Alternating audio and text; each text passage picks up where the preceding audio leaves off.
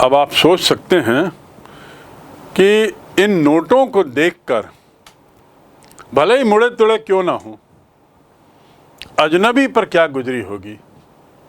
अर्थात rat trap seller जो है उसने कभी इतना पैसा तो देखा नहीं था। अचानक 10-10 के 3 नोट उसको दिखाए जाते हैं। क्या हुआ होगा? What must have gone into the mind of rat trap seller? एक तो उसे बड़ा अजीब लग रहा था, अविश्वसनीय लग रहा था ये कहानी सुनकर कि गाय के दूध के बल पर मेरी इतनी कमाई हो जाती है। उसे बड़ा अजीब लग रहा था कि ये अजनबी कैसे मेरा स्वागत किया है जो आज तक नहीं हुआ। उसे अजीब लग रहा था कि मुझे पॉरेज मिला, मुझे डिनर मिला, सपर मिला, मेरे साथ ताश खेला और मुझे कहानी भी सुना रहा है, तंबाकू भी दिया। बड़ा अजीब लग रहा था। और ऊपर से यहाँ this man owner is showing him 3 notes of 10 kroner each. क्या हुआ होगा?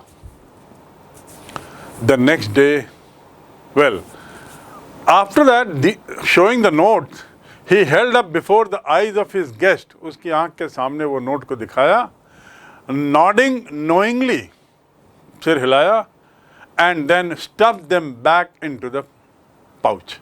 To stuff back, to stuff मतलब डाल देना, stuff मतलब भर देना. Don't stuff your mouth with too much food. अपने मुंह में खूब ज़्यादा खाना मत भकोसो। तो स्टफ करना मतलब भकोसना, भर देना, टाइट भर देना। Don't stuff your suitcase with lot of things. अपने सूटकेस को बहुत सारी चीज़ों से मत भरो, ठूसो मत। स्टफ करना मतलब ठूस देना, भर देना, भकोस देना। So what he did, nodding knowingly, nod किया, सिर हिलाना, सिर हिलाया, देखा ये नोट, एंड देन, और उसके बाद he stuffed them back into the pouch, वापस पाउच में उसको भर दिया, दिखा के वापस उसको डाल दिया चमड़े के बैग में। ठीक, रात हो जाती है, ये लोग सोते हैं। बेड टाइम में ताश ख़त्म हुआ और ताश के बाद ये बातचीत हुई और उसने वो क्रोनर दिखाया, खिड़की पे वापस टांग दिया होगा और ये लोग सोने चले गए। The next day both men got up in good season. दोनों बड़े अच्छे मूड में उठे। होस्ट जो था वो इसलिए अच्छे मूड में कि रात में कोई उसके साथ बात तो करने के लिए आया, रात में ताश भी खेला, रात में अपनी कहानी किस्से भी सुनाया, तो उसको भी अच्छी नींद आई। और गेस्ट जो था रैट ट्रैप सेलर, उसको तो अच्छी नींद आएगी ही। He had every reason to have good sleep because he had his stomach full, he had tobacco, he was given proper care, porridge, proper bed, and enough heat for him to sleep happily. So both of them got up in good season. अच्छे तरीके से सुबह उठे।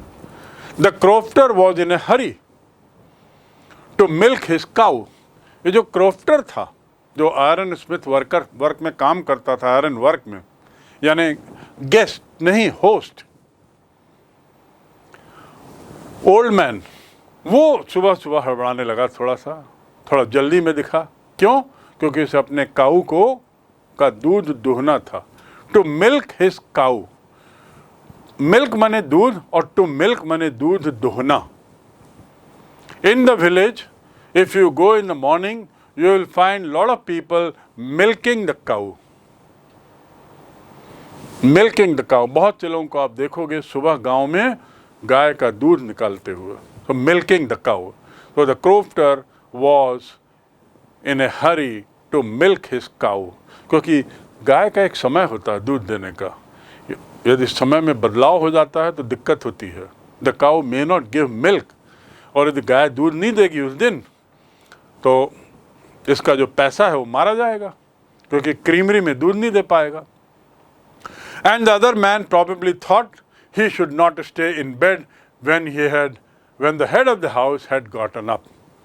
एक और जो host था वो जल्दी में था क्योंकि उसको गाय का दूध दुहना था।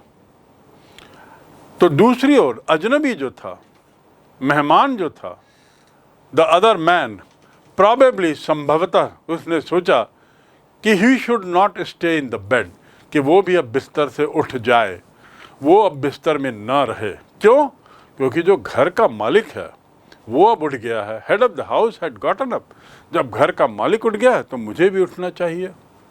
देखिए, एक गरीब आदमी की भी कितनी अच्छी सोच है, संस्कार की बात है। ही हैड दैट फीलिंग कि नहीं भाई, जब घर का मालिक उठ गया है तो अब मैं भी उठ जाऊँ। यद्यपि उसको भी नींद आ रही थी, बड़ा अच्छा लग रहा था और चाहता तो शायद और लंबा सो सकता था, लेकिन उसने देखा कि जो ओनर है वो उठ गया है। और वो उठा क्यों था?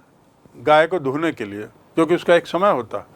तो इसने सोचा कि जब वो उठ गया, when he has got up, when he is no more in bed, why should I lie in the bed, lie on the bed, I must get up now. So he got up. They left the cottage at the same time. दोनों ही एक साथ cottage से निकले, ताला लगा दिया और दोनों निकल गए। They left cottage at the same time. The crofter locked the door and put the key in his pocket. जो ओनर था, क्रोफ्टर था, आयरन वर्क में जो काम कर रहा था, बूढ़ा हो गया था, उसने ताला लगाया और चाबी अपने जेब में रखी और चला गया।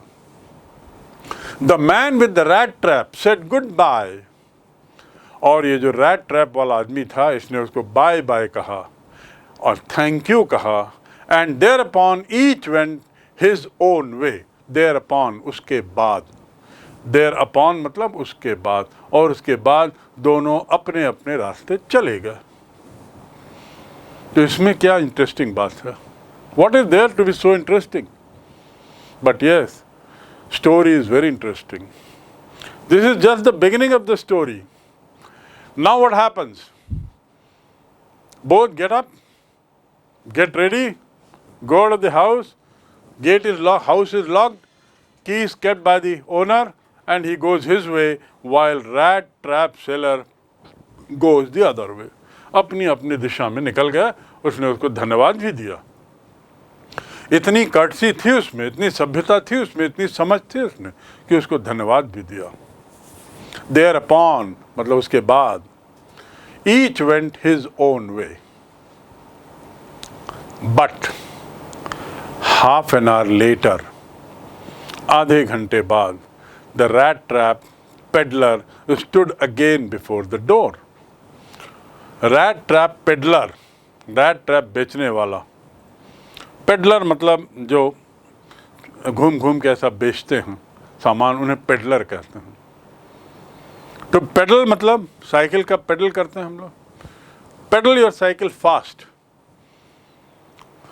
पेडलर मतलब घूम घूम के जो बेचते हैं. Drug peddler is a very common word.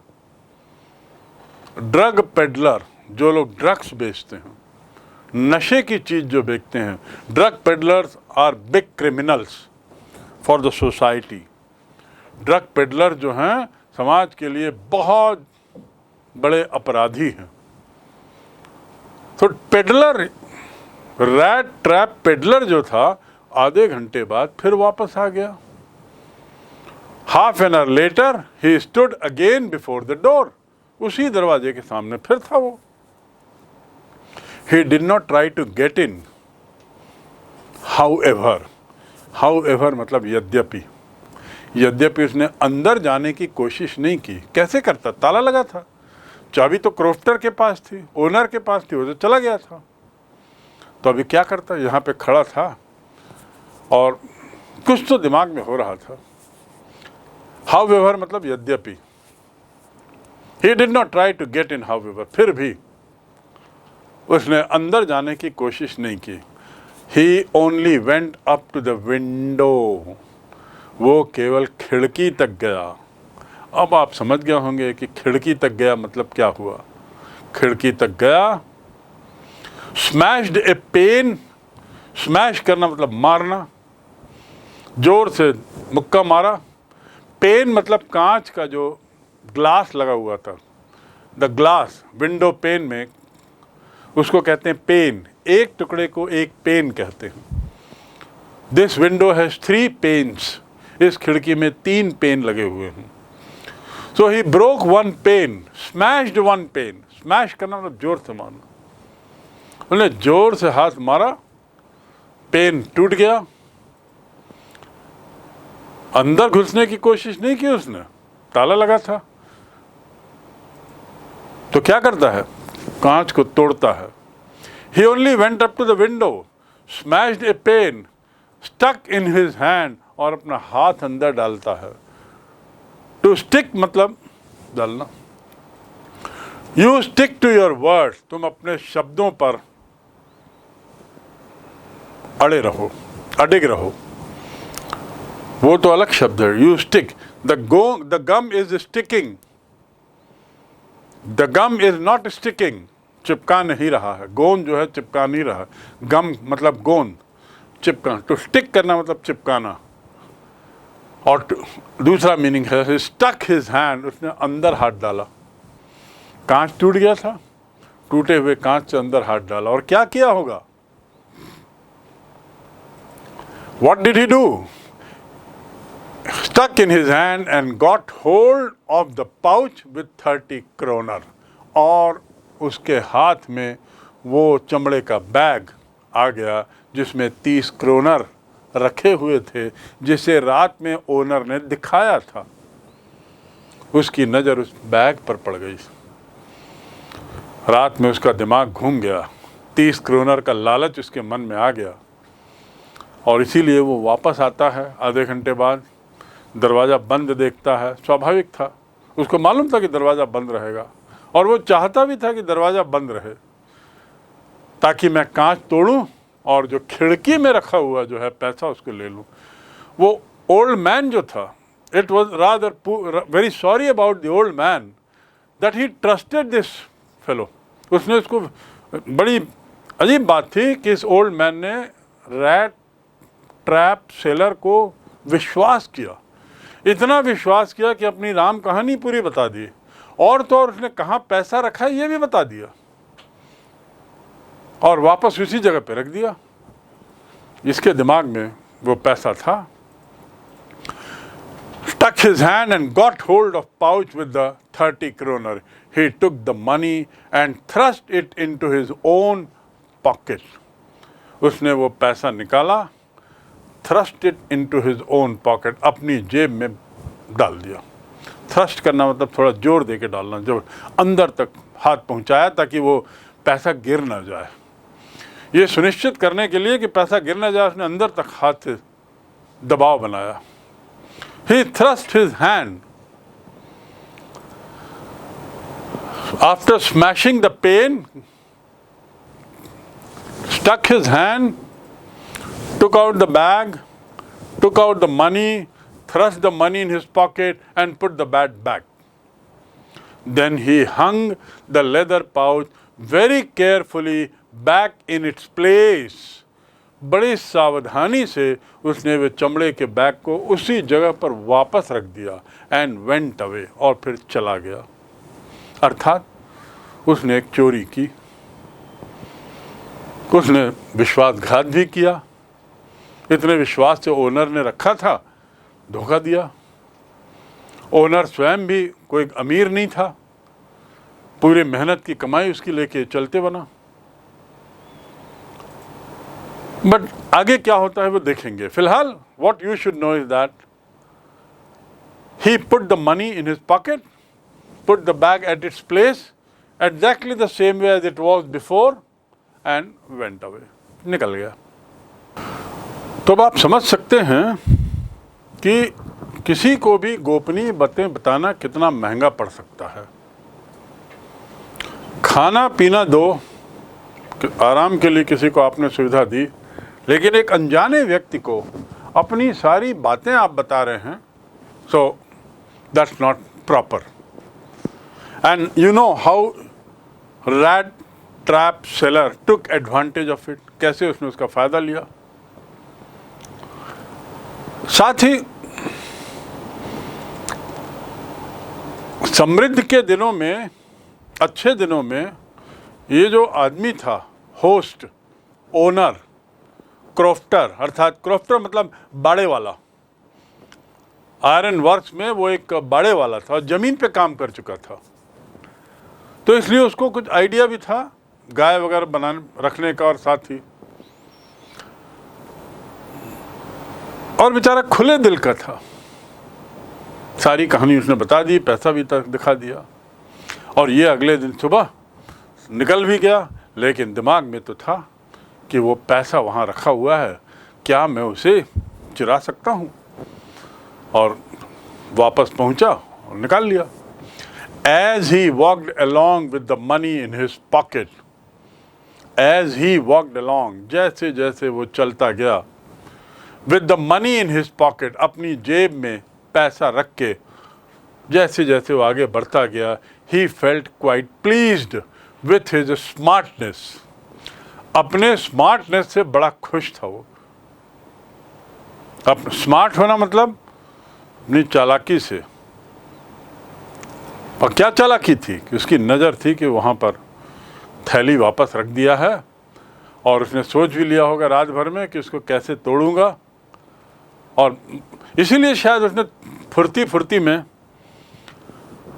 ताकि ओनर को शक ना हो, उसी के साथ बाहर भी चला गया, बोले नहीं बस चलता हूँ, निकलता हूँ, और निकल भी गया।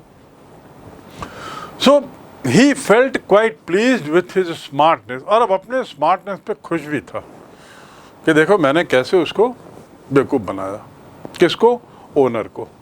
ओनर आएगा, बैग देखेगा, पैसा गायब, समझ में नहीं आएगा। He realised of course that at first he dare not continue on the public highway. He realise, उसने महसूस किया कि पहली बात तो ये, he dare not continue on the public highway. To dare करना मतलब साहस दिखाना, कि वो जो सड़क है जिस पे वो चल रहा है उस पर लगातार चलना का साहस न दिखाए। क्यों? इसका मतलब क्या? दिशा बदल लो, कहीं और कट लो, जैसे हम बोलते हैं सामान्य भाषा में। क्योंकि उस रोड पे चल रहे हो, कहीं ओनर वापस आएगा, पैसा नहीं मिलेगा, तो खोजते खोजते इसी रोड पे तो आएगा वो। तो I dare not walk on this road, I dare not continue on this road, you dare not talk to me, तुम मुझसे बात करने की हिम्मत मत करो। You dare not go against my order, मेरे आदेश के खिलाफ जाने की हिम्मत मत करो। Dare, this man is very daring, ये आदमी जो है बहुत दुस्साहस वाला आदमी है। वेरी डेयरिंग, डेयरिंग मतलब दुस्साहसी। सो ही रियलाइज, ऑफ कोर्स मतलब बिल्कुल सही, that at first he dare not continue on the public highway but must turn off the road into the woods, और इस सड़क से उतर जाए। ऑफ द रोड, ऑफ माने मतलब कहा जहाँ अलग होते हैं, इस सड़क से अलग हो जाए। OFF ऑफ जहाँ आता है उसमें सेपरेशन, अलग होने की बात आती है। तो उसने कहा ये सड़क से अलग हो जाओ, और वो अलग हो गया, और कहाँ चला गया? Into the woods. वुड्स माने जंगल, WOODS, वुड्स माने जंगल। याद रखें, केवल वुड माने लकड़ी और वुड्स माने जंगल। तो बस बट मस्ट टर्न ऑफ, और मुड़ जाना चाहिए। कहाँ? जंगल में मुड़ जाना चाहिए। वो मुड़ गया। ड्यूरिंग द फर्स्ट आवर ही this called him no difficulty, पहले 1 घंटे जब वो जंगल में चला उसे कोई तकलीफ नहीं हुई। अभी देखिए बात सुबह की हो रही है, दिन की, क्योंकि सुबह सुबह दोनों अपने अपने रास्ते निकल जाते हैं, ओनर भी और रैट ट्रैप सेलर भी, और आधे घंटे बाद ये वापस आता है, पैसा चुराता है। सो सुबह का ही समय है, दिन का है, उजाला है। उस समय वो जंगल में घुस गया और 1-1.5 घंटा जंगल में चला तो कोई दिक्कत नहीं। It caused him no difficulty, कोई कठिनाई नहीं हुई during the first 1 hour. Later in the day it became worse, later माने बाद में, जब दिन ढलने लगा तो स्थिति खराब हुई। वर्ष माने खराब, किससे बना है? वर्स्ट नहीं है, सेकंड फॉर्म में, बैड, वर्स, वर्स्ट। स्थिति कुछ खराब हो गई। लेटर इन द डे स्थिति कुछ खराब हो गई, for it was a big and confusing forest which he had not gotten into. क्योंकि अब वो एक ऐसे जंगल में घुस गया था, he had gone into a forest which was very big, which was very dense, which was confusing। समझ में कंफ्यूज हो गया वो कि मैं कहाँ भटक गया। 1 घंटे तक वो चलते रहा, मेन रोड से उतर के जंगल की सड़कों में, पगडंडियों में, जंगल है, घना जंगल। 1 घंटे तक कोई दिक्कत नहीं है, लेकिन शाम ढलते ढलते थोड़ी उसकी चिंता हो गई, रास्ता भटक गया था। बहुत बड़ा जंगल था, confusing, it was a big and confusing forest, जिसके अंदर वो गलती से घुस गया था। अब तो घुस तो गया। He tried to be sure to walk in a definite direction. सुनिश्चित करने के लिए, टू बी श्योर मतलब सुनिश्चित करने के लिए, टू बी श्योर मतलब सुनिश्चित करने के लिए उसने कोशिश की कि वो एक निश्चित दिशा में चलता रहे, ताकि कम से कम दिशा ज्ञान के बल पर वो सही जगह तो पहुंच जाए, खुली जगह तो पहुंच जाए। So he walked into a definite direction, but the paths twisted back and forth so strangely। strangely मतलब बड़ा अजीब तरीके से, twisted मतलब मुड़ना, टेढ़ा मेढ़ा होना। उसने तय किया कि मैं एक ही दिशा में चलूं मैं, ऐसा उसने तय किया और चलते रहा। लेकिन क्या देखता है कि वो जो रास्ता है, पाथ है, वो स्वयं गोल घुमावदार है, गोलमोल है, ट्विस्टेड है, तोड़ मोड़ है उसमें। कभी इस दिशा में जा रहा, कभी उस दिशा बदल रही उसकी, कभी इधर इस दिशा में जा रहा, तो और परेशान हो गया। सो स्ट्रेंजली, बड़े अजीब तरीके से वो सड़क मुड़ रही थी। तो इट वॉज बिग, वैसे ही बहुत कंफ्यूजिंग था और ऊपर से अब हालत और ख़राब हो गई। He tried to be sure, सुनिश्चित करने के लिए कि वो किसी एक दिशा में जाए, but pass twisted back and fourth, आगे पीछे हो रहा था, बार बार रास्ता मुड़ रहा था, सीधा रास्ता था ही नहीं। सो स्ट्रेंजली, जंगल में तो ऐसे ही रास्ते होते हैं। जंगल के रास्तों को पगडंडियाँ तो इसीलिए कहते हैं, पेड़ों के बीच बीच से पगडंडियाँ बनी रहती हैं, कभी फिर मुड़ जाती हैं, कभी इधर। नदी नाले, छोटे पत्थर, पहाड़, चट्टानों के कारण रास्ते बदलते रहते हैं। So it was very strange. He walked and walked without coming to an end of the wood. वो चलता रहा और यहाँ जंगल ख़त्म ही नहीं हो रहा था। Walked and walked without coming to an end of the woods, and finally he realised that he had only been walking around in the same part of the forest। और अंत में उसने महसूस किया कि भैया मैं तो घूमते घूमते लगातार इतनी देर से उसी जगह पे घूम रहा हूँ। उसने कुछ देखा होगा, लैंडमार्क, कुछ किसी चीज़ पर उसकी नज़र पड़ी होगी। कई घंटे तक घूमने के बाद, भटकने के बाद घूम के वहीं वापस आ गया। So finally he realized that he had only been walking around in the same part of the forest। जंगल के उसी हिस्से में वो घूम रहा था, उस घुमावदार चक्कर में, सड़क में, भूल भुलैया में भटक गया था, परेशान हो गया। All at once he recalled his thoughts, all at once। फिर कुल मिलाकर उसने पुरानी बात कुछ याद करने की कोशिश की। He recalled his thoughts, अपनी विचार को याद किया, about the world and the rat trap। उसको याद आया कि वो दुनिया रैट ट्रैप है और ये है और वो है, उसके बारे में मैंने क्या सोचा था, वो उसको याद आने लगा यहाँ पे। He recalled his thoughts about world and the rat trap। उसने क्या सोचा था दुनिया के बारे में कि ये दुनिया भी एक रैट ट्रैप है। लालच में लोग यहाँ हैं और भटक रहे हैं अपने लक्ष्य से। अब उसको लगा भैया मैं भी ऐसे ही फंस गया, इसी लालच में मैं भी जंगल में आ गया और जंगल में अब फंस गया हूँ, अब भटक गया हूँ। Now his own turn had come, अब मेरा भी टर्न आ गया। अभी तक तो मैं सोच रहा था कि मैं दुनिया के इस ट्रैप में नहीं हूँ, दुनिया के माया जाल में नहीं हूँ, अब यहाँ तो मैं भी फंस गया, मेरा भी नंबर लग गया। Even I have been trapped now. I do not know where is the end. I do not know how to go out of this jungle. क्या मैं जंगल में मर जाऊंगा? बहुत दुनिया भर की बातें उसके मन में आने लगे। He had let himself to be fooled by a bait. He had let himself to be fooled by a bait. एक बेट ने उसे बेवकूफ बना दिया। एक बेट के झांसे में वो आ गया। झांसे में आ जाना, to let oneself be fooled मतलब झांसे में आ जाना। किसके झांसे में? एक बेट के झांसे में।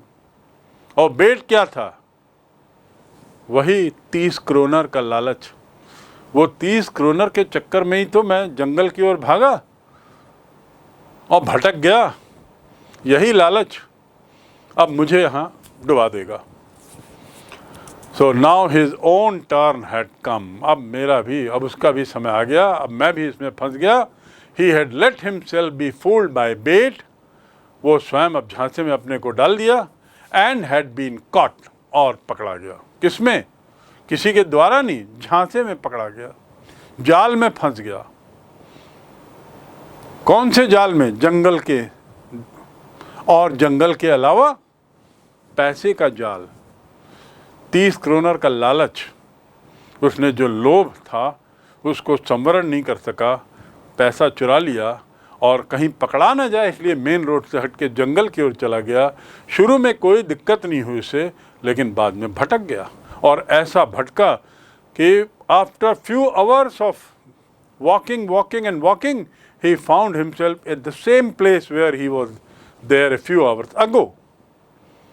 The whole forest, with its trunks and branches, its thickets and fallen logs, closed in upon him.